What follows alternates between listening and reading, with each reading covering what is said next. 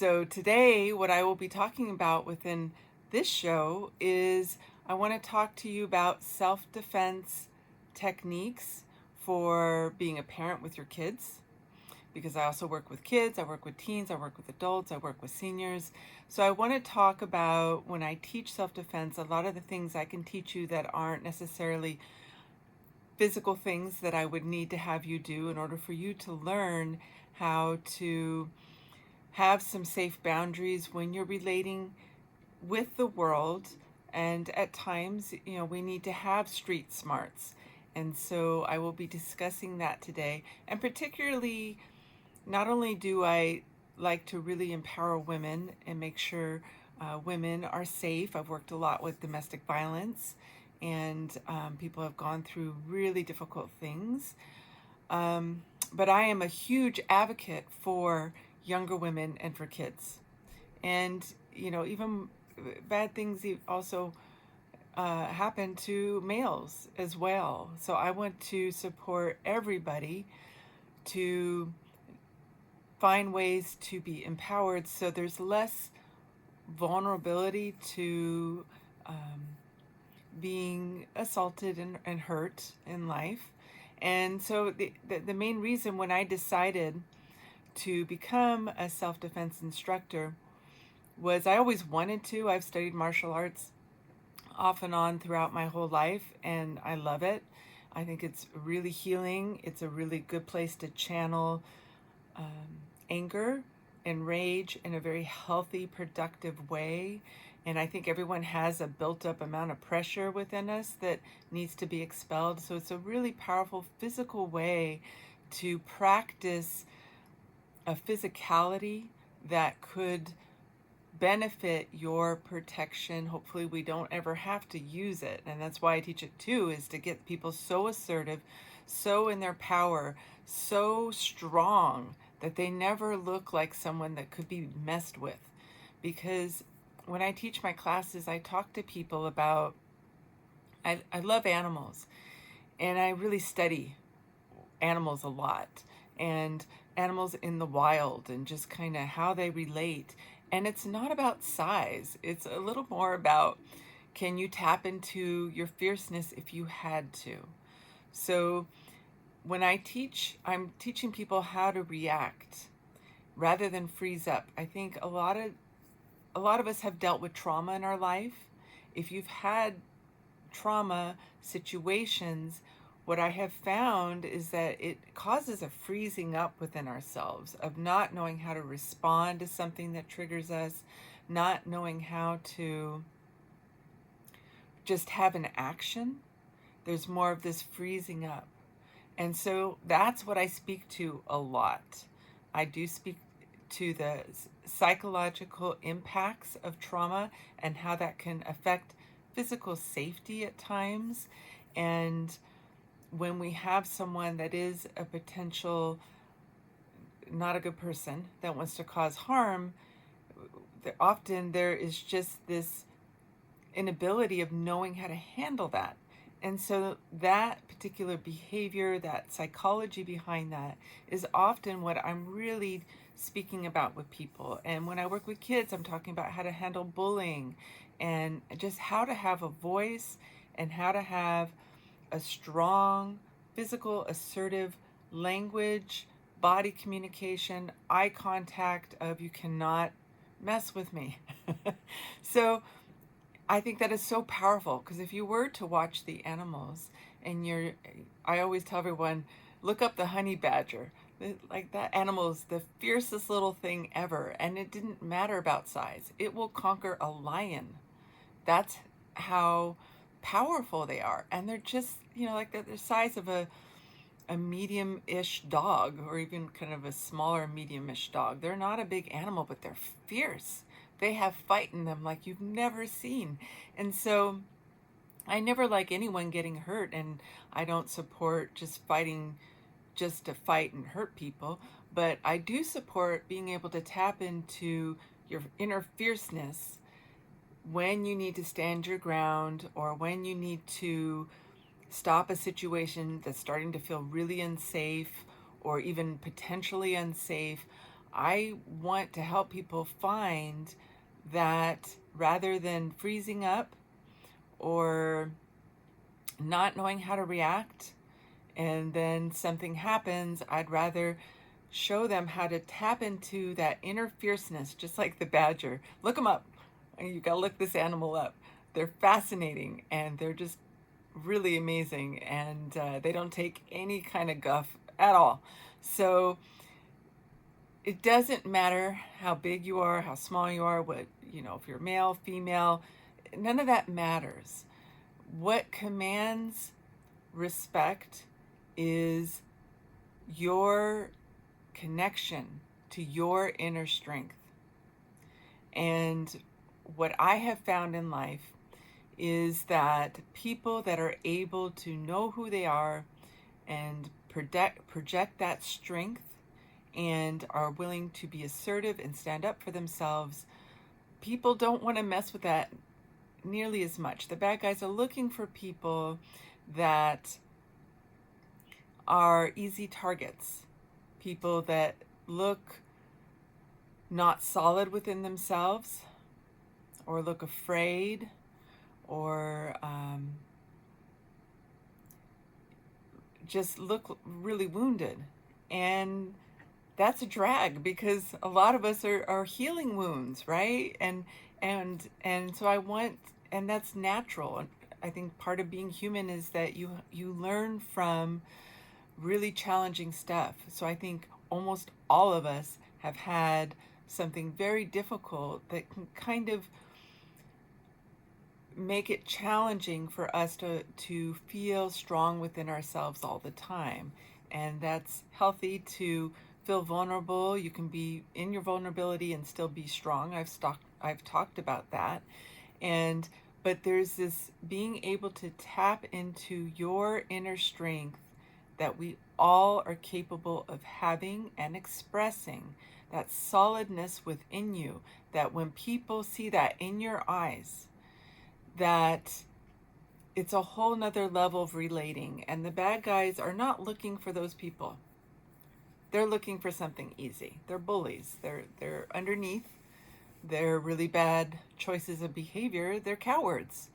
So they are really looking for someone they can easily dominate. So I think finding your inner strength and learning to be as assertive as possible, as often as possible within your life is so dire to not only just have healthy boundaries so people don't run you over, for one thing, but to keep you safe from people that could potentially just, be harmful, right? So it's such a valuable tool. So again, my name is Michelle Love. You're listening to Dynamic Change, and you're listening to KPCA-LP in Petaluma. I am talking about self-defense techniques that you can use as a parent to encourage your kids to utilize, and women, everyone really, just to have a strong voice and be assertive and to be streetwise. And I am a certified self-defense instructor. So today I am going to be talking about different types of awareness. So one thing is when you're out in the world, you really want to be paying attention. I find that these days, everyone, I think, is more overwhelmed because there's been a lot of kind of chaotic societal things within our society right now and things in the world, and we're all feeling it, right? So it's been extra challenging. And then the younger kids, if you've noticed, a lot of the younger kids are on the spectrum, which means they are on that autistic spectrum. So they are very sensitive people. They're very empathic. They get overwhelmed and overstimulated more easily.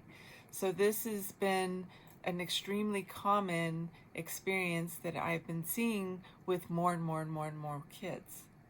Now, what I would like to speak to is how wonderful I think those people are.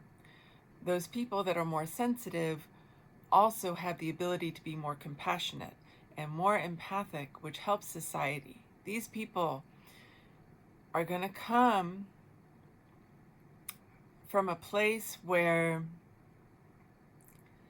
they are very aware of their impact on other people, and they're going to be very thoughtful about how they are impacted by other people. These qualities can be so healing for society. And I've talked about this before with my show about being empathic. I'm extremely empathic and have been my whole life. And I think it is a really positive thing to cultivate within yourself, because I think sometimes people see it as not being strong, because being really sensitive almost looks like being vulnerable. And it is true that it's harder to regulate yourself when you're that sensitive, but at the same time, we need sensitivity within our culture, within our society, because we have become so desensitized to violence, to, really harmful things going on, just within the television.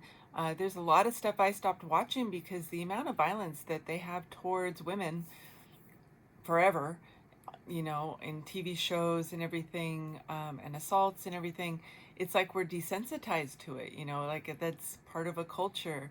And there's just so much violence in general, right? And so these things are not a healthy psychological pattern to participate in. So, looking at people that are more sensitive, that aren't so easily desensitized to patterns that are destructive and harmful and support continued patterns of abuse or continued patterns of people getting harmed and hurt, I think those people are really powerful, wonderful, special people. So I really support the younger generations and their heightened awareness of how these things impact everything, and that being more mindful and thoughtful and kind and more gentle is really needed. And so, but what I do find is a lot of times they have to wear headphones. I have 2 kids at home, two young adults that are sensitive people like this, and they get so overstimulated just by the noise, right? Because it's like their senses are kind of heightened, so they just feel so much more, they hear so much more, like everything has more of an impact. So they need to almost block it out with like the headphones or the AirPods. And I see a lot of adults doing that these days too with the AirPods. I think part of it is they're just trying to find a way to block out some of the stimuli that we're getting that feels overwhelming and chaotic in our world today. So when we're talking about self-defense, for one thing, we need to look aware. So if we're wearing the AirPods, or we have the head, like what I'm wearing right now, this kind of headset thing to block out these levels of overstimulation, we're also not able to hear our environment as well, which is one of the ways that with self-defense, you want to be aware, you want to hear, you want to notice. And so finding a balance with that, I think, is really important. So if you feel like, okay, just for me to kind of manage myself and how stimulated I feel, the AirPods really help me, that's great. Wear 1. Don't wear 2. And you always want to be looking up in your environment. So, relaying this to the kids, what helps regulate people too, and that's why in my shows I always teach some guided meditation. I talk a lot about Qigong, which is like a moving meditation, like Tai Chi, but simpler. These things help regulate you with your energy and your emotions, because we all have energy in our body. And when you regulate and insulate yourself energetically, it helps regulate your emotions, even if you're very empathic and sensitive, to where you don't feel so bombarded by the environment. So I talk about that a lot. So we will be doing some grounding in a little bit to so I can share. What I want to do is share how you can insulate yourself energetically. So just like people are using the AirPods, using, the headphones to give them insulation, if you do this, it really helps a lot. So you're not relying just on that, and you can feel more engaged rather than trying to push away the stimuli of the environment. You can engage it in a way that's not so overwhelming. So we'll be doing that after I talk a little further about the different types of awarenesses. So within self-defense, they talk about the awareness of your environment, which means you're always looking up as you walk around. So anytime I go anywhere, I don't care even if it's in the middle of the day where, usually it's like nighttime, you're extra alert because people might take advantage of it being dark to, mug someone or try to assault them or whatever, right? So, but even during the day, I'm very engaged. You want to be looking up, and as you walk around in society, you want to make it very obvious to the people around you that you have noticed them. And it doesn't mean you have to make eye contact with everyone. I've had younger, like teens, that I've taught self-defense to, and they're like, well, if I look up at everybody, then, if it's a guy that wants to hit on me and, he's not a good person and he's not going to be respectful of someone's boundaries, sometimes they think that that's an open invitation. And so a way to avoid that, because people that don't have the best intentions are looking for an opening, they're looking for a way to engage with you. So that's very true. But at the same time, if we look avoidant and withdrawn, our energy's pulled in, we look more like someone that could be victimized if we're pulled into ourselves. So I talk a lot about being really assertive, looking really strong with your body language. So strong body language is you look up as you're walking. And so I tell them, just glance. If glance at everybody. It doesn't mean you have to make eye contact with them, but they're going to feel that you saw them. And so, and not that it's even important. So if someone was walking down the street and I didn't feel comfortable with what I felt off of them, like they didn't feel like the best person and it didn't feel right, then I will look up, acknowledge, I will kind of check them out. I'm going to look at their physicality. I'm going to look, okay, are they bigger than me? Let's say it was something that really set my alarms. Like it really felt like, oh, no, that does not feel okay. I'm going to look at them. I'm going to scrutinize. I'm going to look at them. I'm going to say, okay, they're bigger than me. If I had to defend myself, I, would have to do these kinds of hits because I can't reach the face. I would have to do body shots. I would have to do this. I would have to do that. How many people are around me? Who could hear me if I had to yell? How many stores are open? How can I get away if I needed to? Like all those things kind of go through my mind, not in a paranoid way, not in a fearful way, in a way where I'm very prepared. And I'm paying attention to what, if I had to deal with something, what that is. It's like a cop, if a cop goes into a restaurant, they're going to look at everyone in that restaurant. And they're going to kind of size them up. And they're going to sit down with their back against the wall towards the back of the room, probably all the way back in the room, so they can survey the room. And I've always done those kind of things. I don't know. I just feel like for me, I like to kind of just be aware of what's going on in the environment. So I've always done those types of things. And I think it's really powerful to be observant like that. The cops are trained to do that because if something does happen, they have to handle it. That's a tough job, in my opinion. Like it falls on them, right? So that means they have to be hyper vigilant.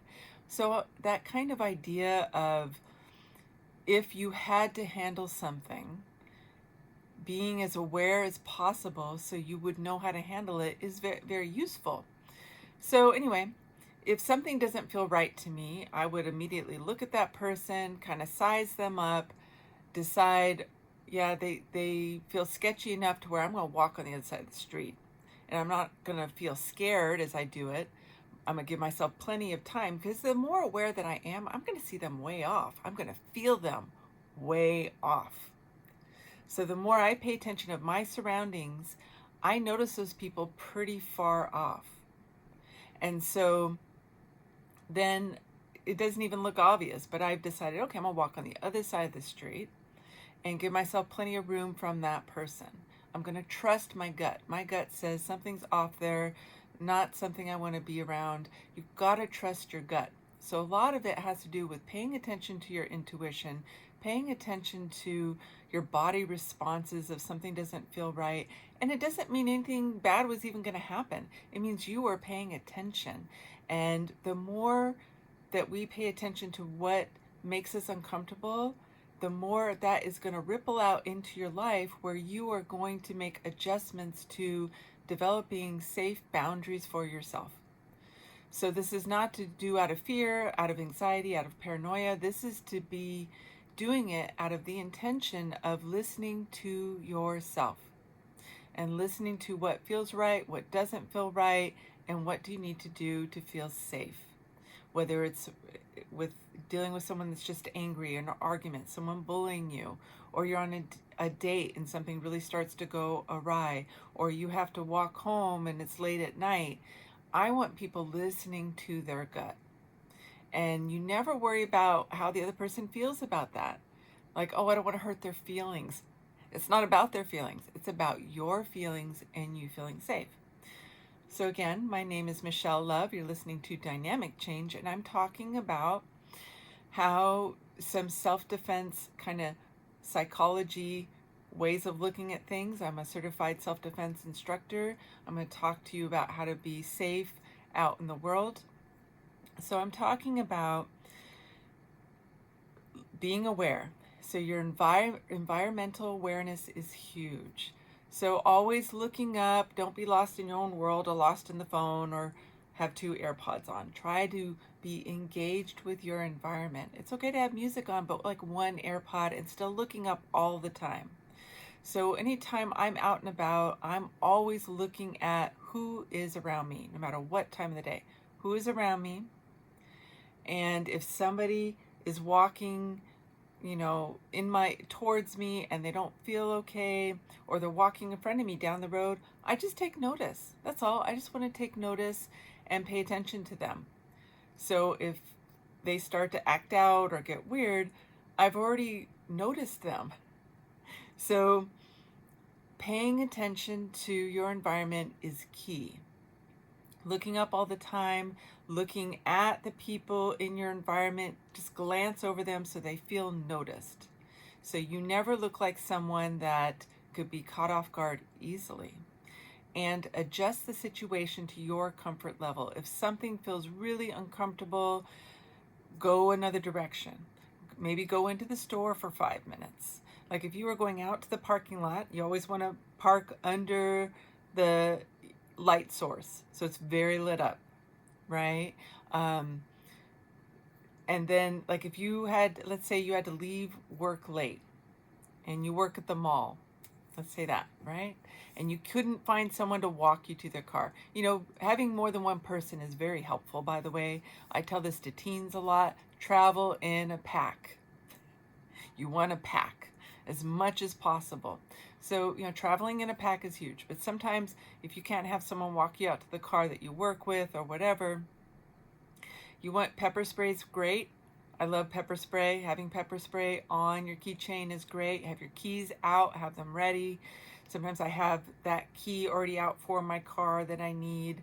I wear my purse across my body so you can't just pull it off the shoulder, and I'm looking around constantly. But if I were leaving work late at night and it doesn't feel right, I could always go back inside, and if it felt really bad, lock the door, and call a friend. Say, hey, I don't know what's going on, but something feels really sketchy. Or if there's a security guard where you work, sometimes there's situations like that. You say, hey, it doesn't feel right. Can you just come around to where my car is at while I get in the car? Or ask your friend, can you just, or if you have a boyfriend or a partner, can you just drive up, leave the lights on so I have someone here when I walk out and get in your car, like little things where we can change the situation.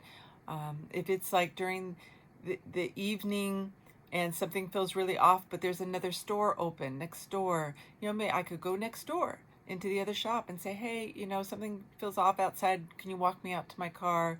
Can you, stand outside and kind of keep watch or whatever? Like asking for help, looking for people that are in the environment.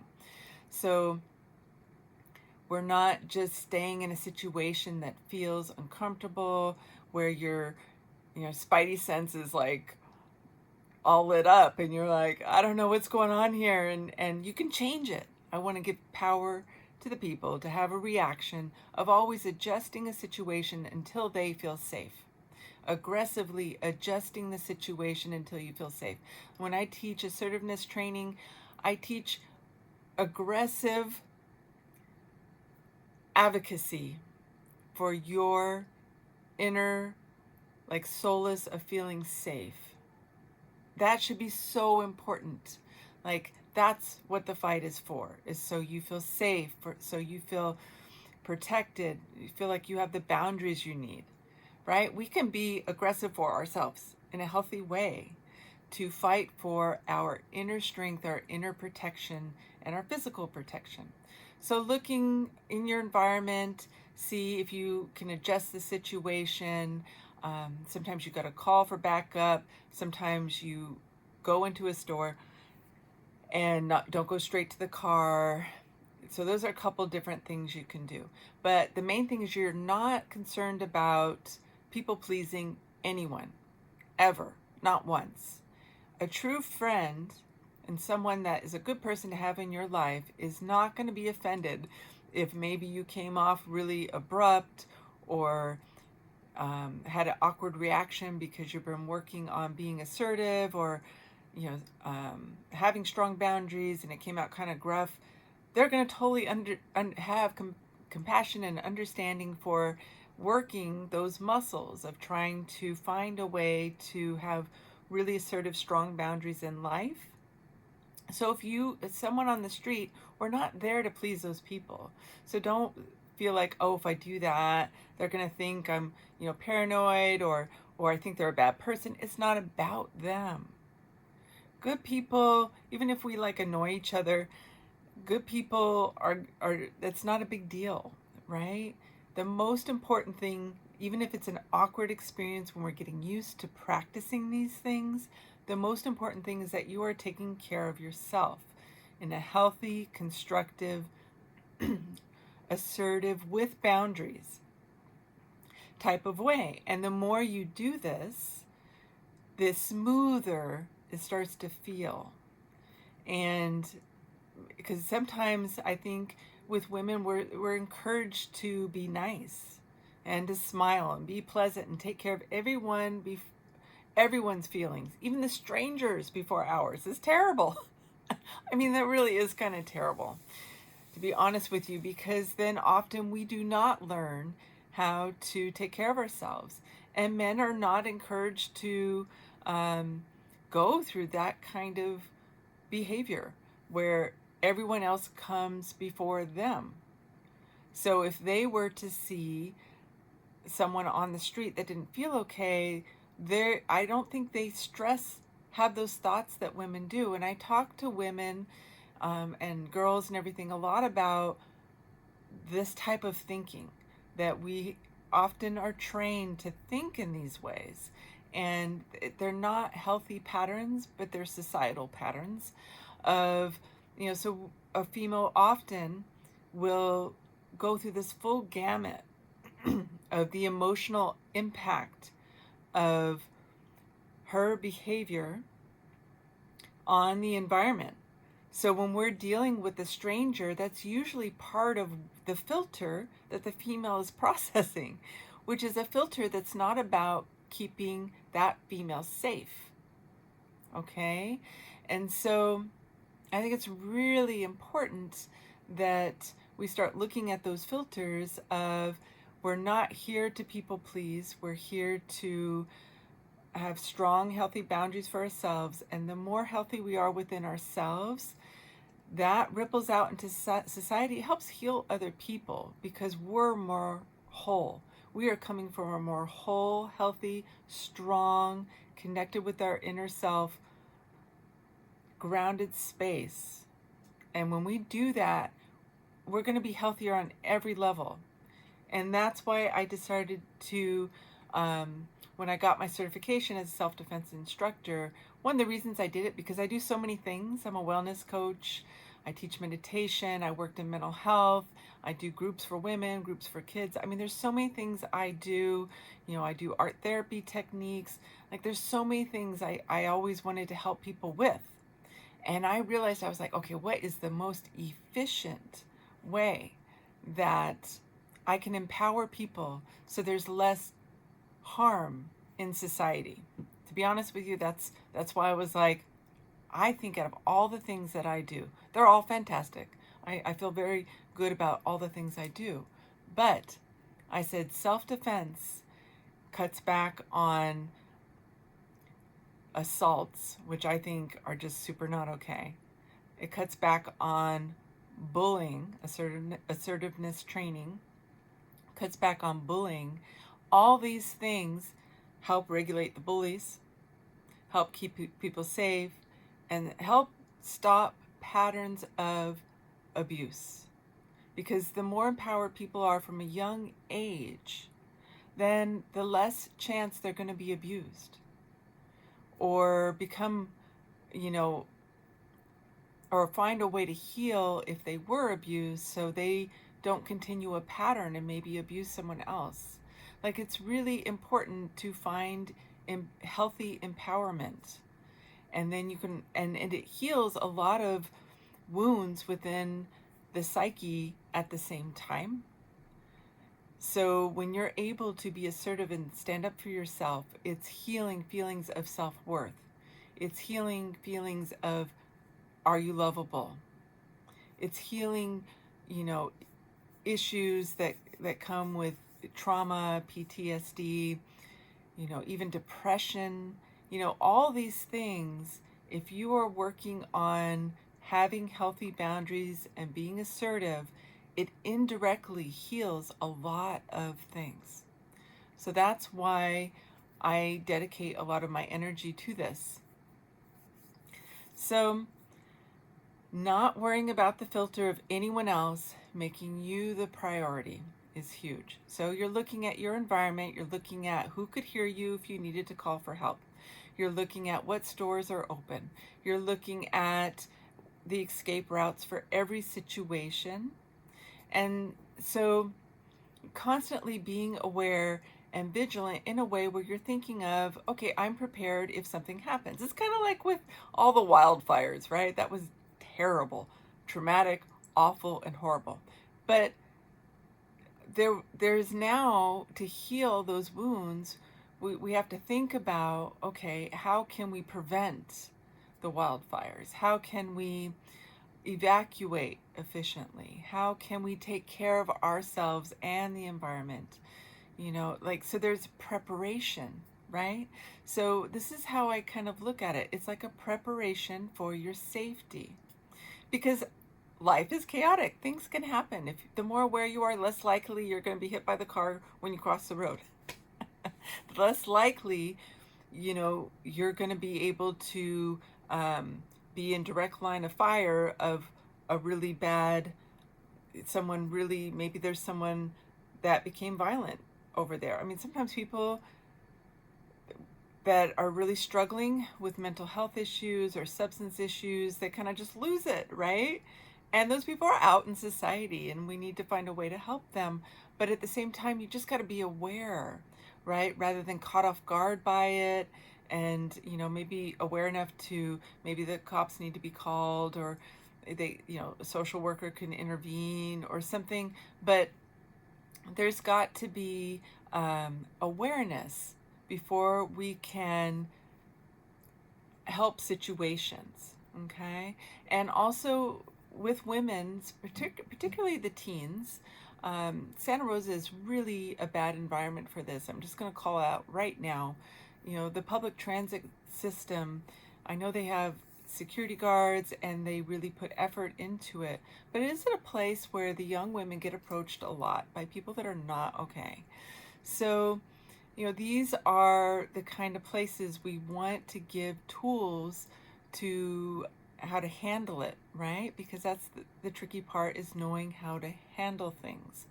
So let's say, for instance, you're taking public transit.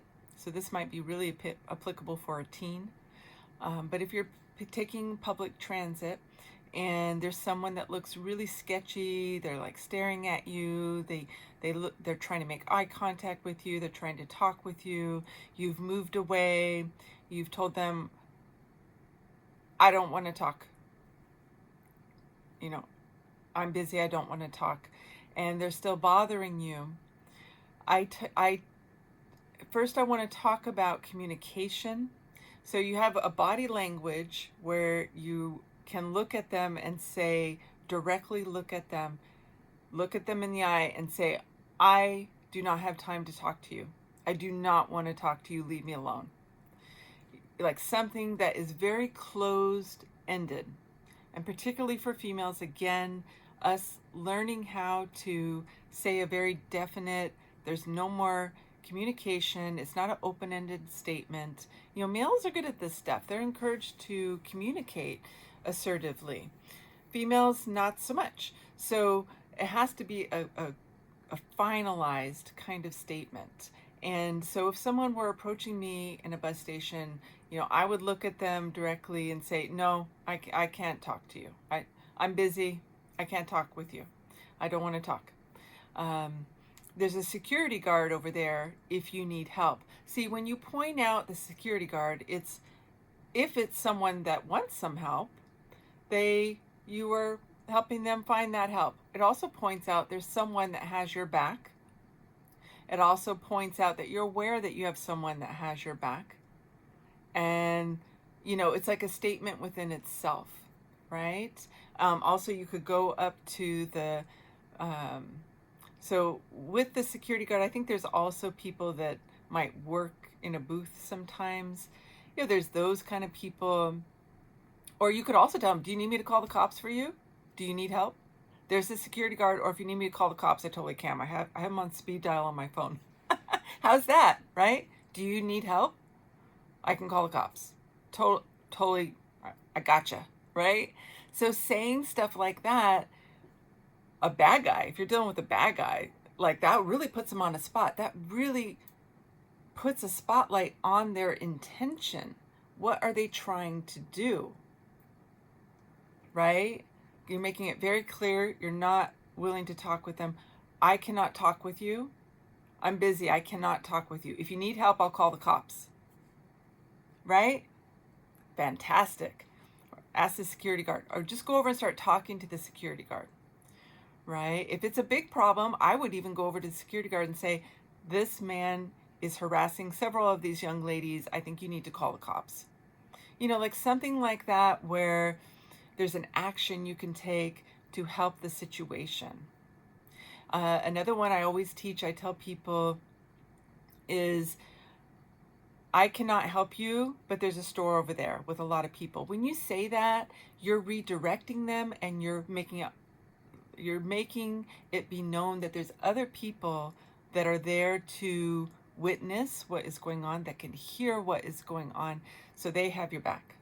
So basically, you're really saying that. I also tell women to say things like, I told you I do not want to talk to you, and they're still persistent, right? Are you harassing me? Use that word, harassment. There's laws against that. You can call the cops against that. You can get restraining orders against that behavior. Are you harassing me? Do I need to call the cops? Do I need a restraining order? Just throwing that at them. When men come up, And not to hang the men. I'm not, there's just bad people can come in all guises, right? But I am giving you a scenario of a woman being like approached by a male, okay, and probably a younger woman.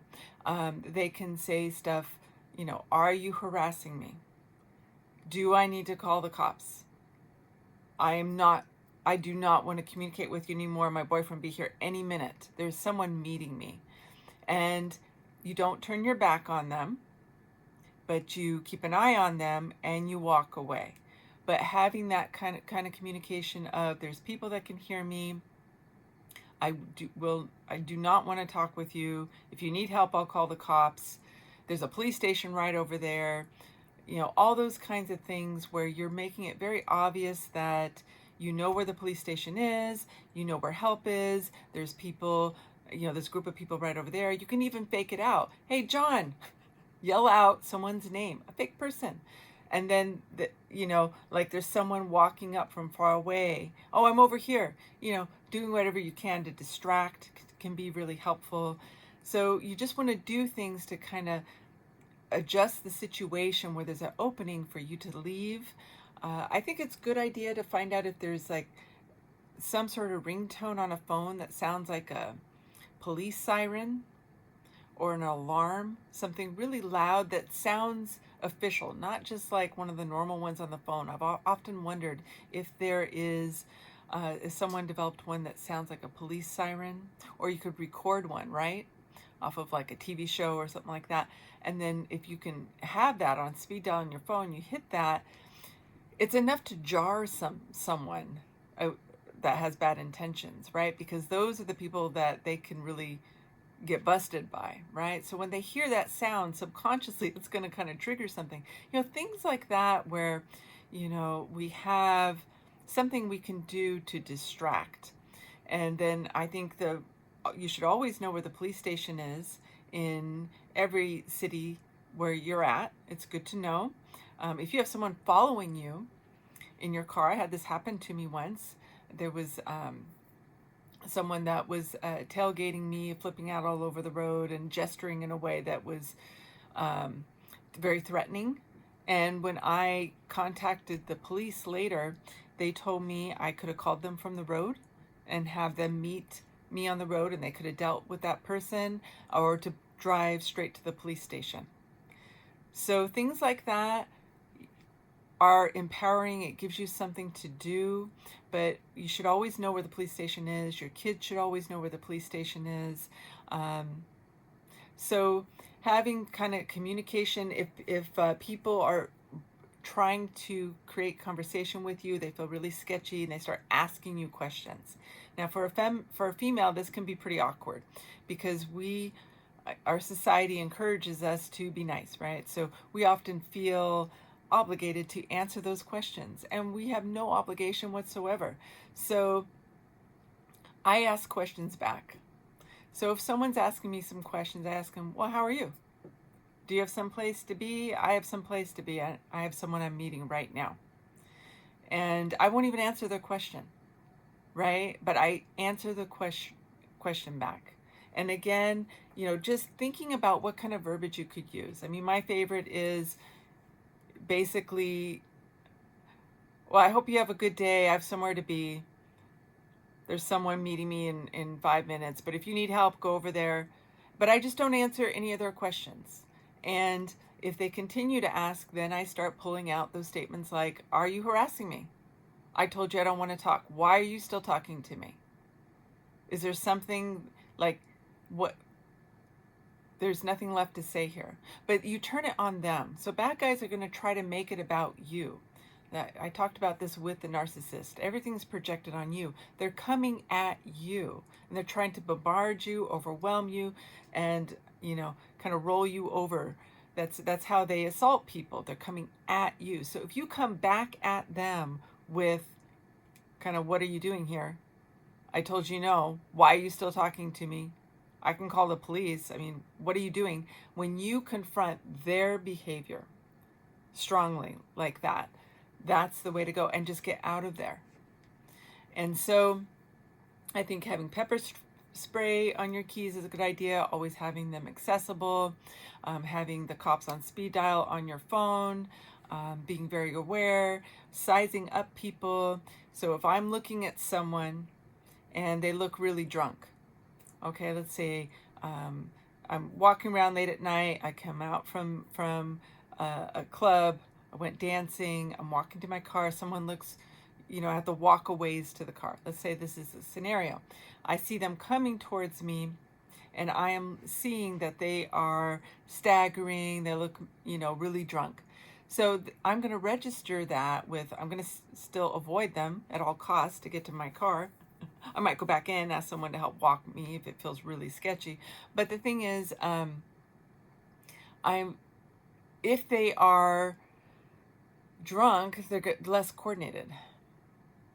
So for me, if I had to physically deal with a situation like that, it's good to know that they're already pretty drunk, because that is going to affect how coordinated they would be and what I would do for physical self-defense if I had to.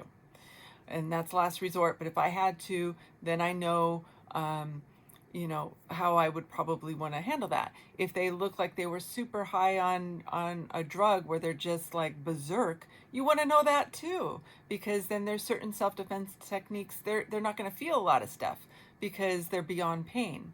So for a situation like that, you would, have to go for the eyes, gouge the eyes so they can't see you, hit them in the throat so they cannot breathe, kind of thing, right?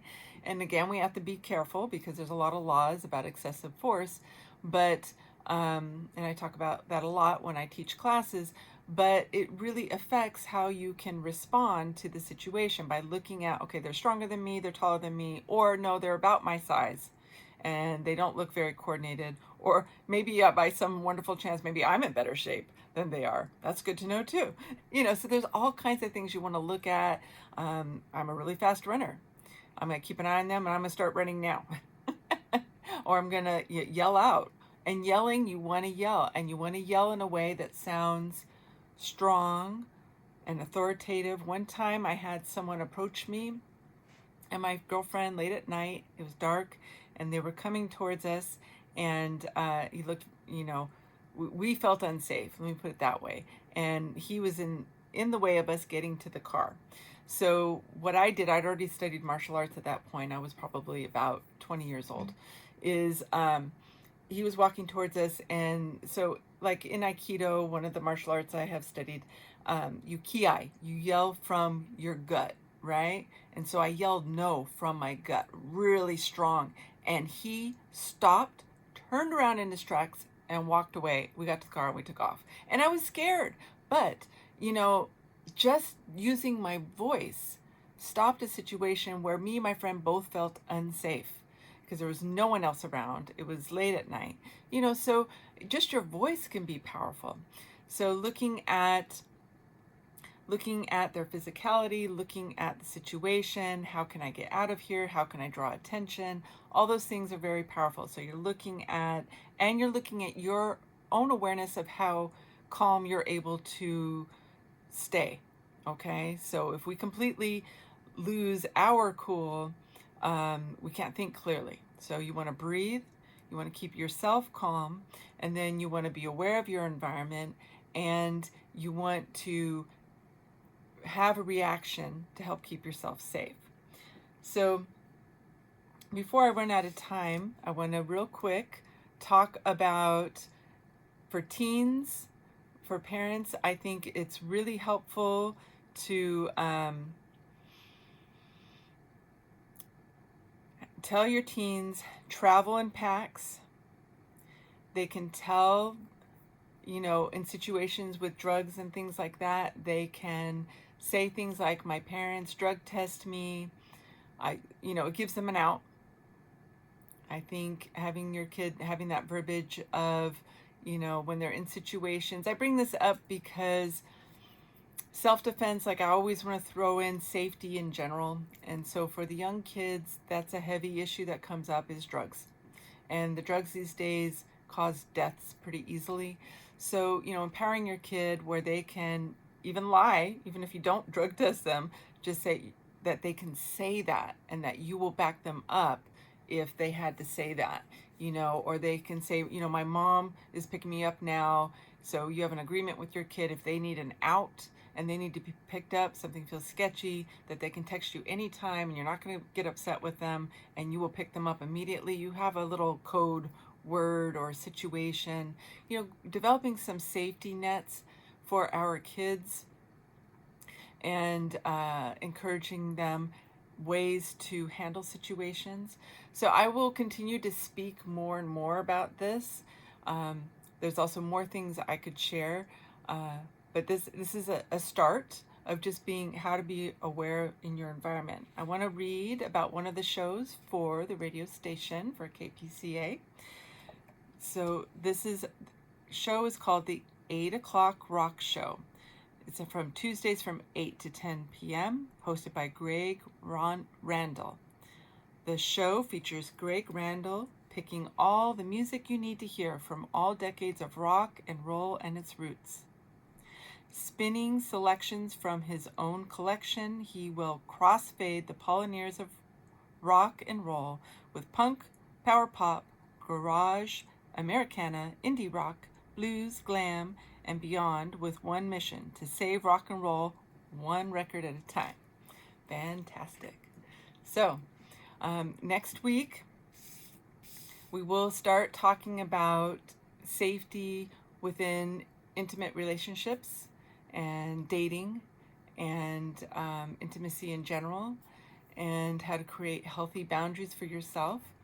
So to finish up, kind of what I wanted to talk about today with self-defense is that to be able to be aware, be psychologically aware, mentally aware of your environment is huge. And also developing a strong physical body is also really important.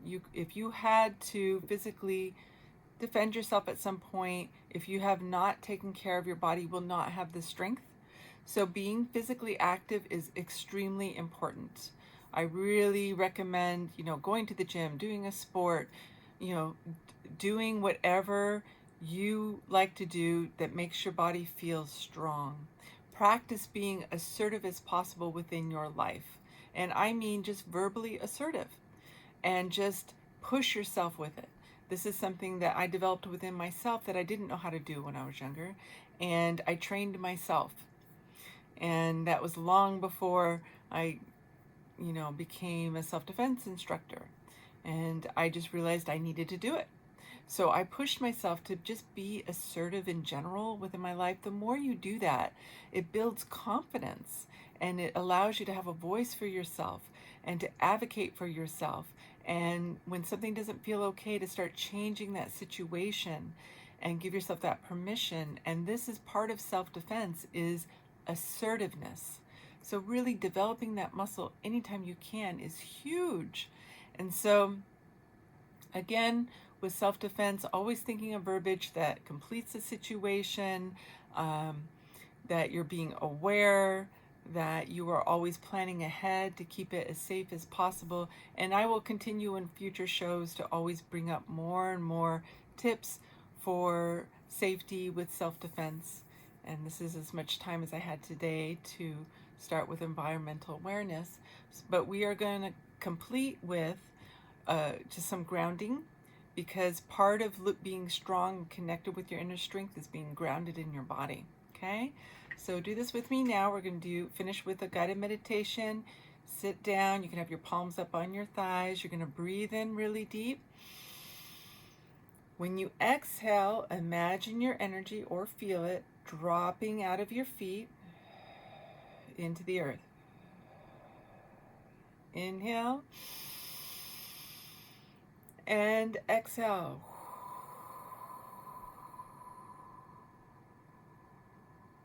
Inhale and exhale.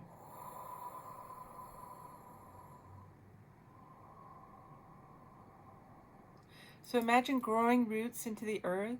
I usually visualize my energy as kind of a thick color, You can make it white light, you can make it golden, you can make it, I give it like a dense feeling, kind of like almost like a brown or a gray. And I ground into the earth like I grow roots. And then you do it out your tailbone as well. So you inhale. When you exhale, imagine dropping that energy down from your body, out the tailbone, into the earth, and growing roots. Another breath. And exhale.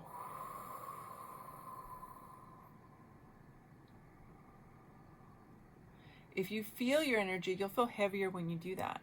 So once you feel grounded, you imagine putting a bubble. These are meditation techniques, mindfulness techniques to block out some of that overstimulation I was talking about at the beginning of the show.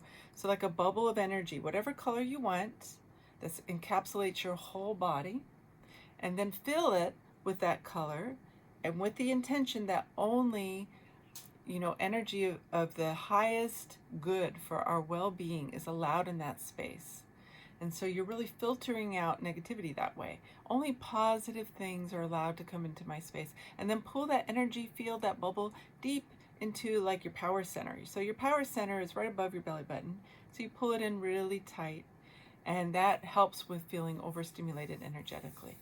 I so appreciate all of you. I will see you next week. This is Michelle with Dynamic Change. Have a good week. Thank you.